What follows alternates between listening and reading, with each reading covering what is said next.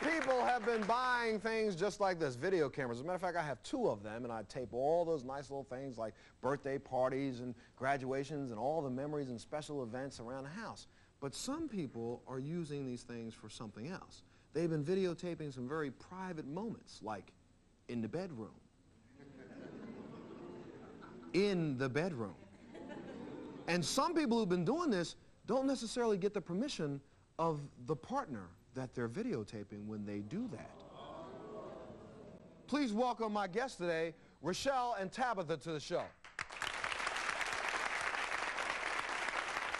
They are both extracting. We've been talking about people who get videotaped without their knowledge, and this is Mr. John Gaspar, who's here. You're an attorney and you're a private investigator, is that right? I'm not an attorney, but I'm a criminologist. I teach in college, and also I'm a private investigator. Okay, now we've gone through and showed you how people and talked about the fact that some people are being taped without their knowledge, and in each one of these instances there's something different going on. Here's a guy who's taping somebody who's in what is considered public property, but still taping that person without their knowledge. Does the person have any rights to stop that from happening?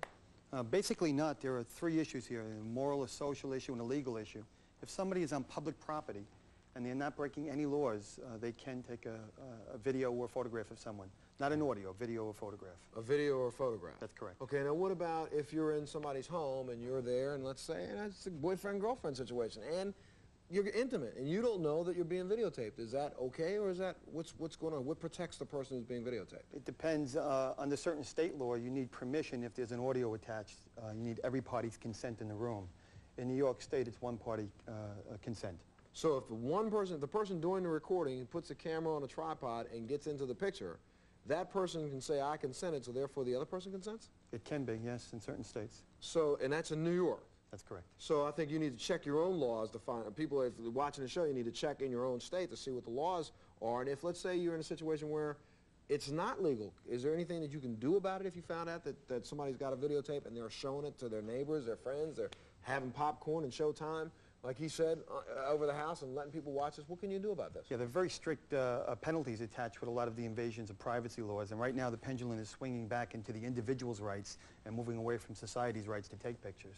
Oh, really? So, I mean, I just read about a case where a woman got $500,000, I think, almost $1 million for a guy who videotaped her and then showed this videotape at a bar. So that's even a slightly different issue. Some of it is legal and criminal, and others you still have civil recourse.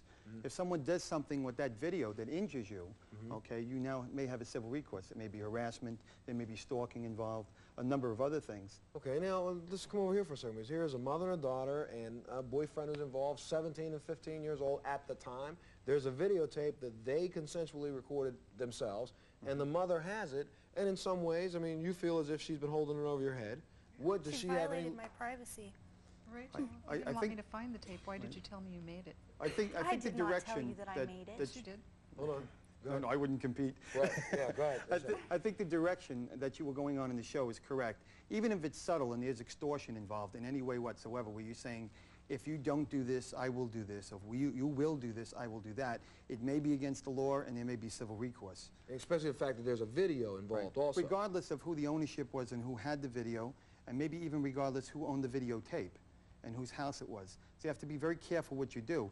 A video camera can be like a knife. It can create something of beauty, or on the other hand, it can destroy something. So it's in the tool, it's in the hand of the person that uses it. So the reason why I bring it up, Lorette, is the fact that what you were doing could be conceived or perceived in some courts as illegal. Because even though the act that you're saying that was statutory rape at the time, those charges were not pressed. So therefore, what you're doing now is illegal. And if they chose to do so, you could suffer some consequences in even having that tape. And if anybody else has seen that tape but yourself and your husband, like you said, you could really be in some serious trouble. So if I were you, I'm saying again, I'd get rid of this tape. We're going to take a break. We'll be back right after that.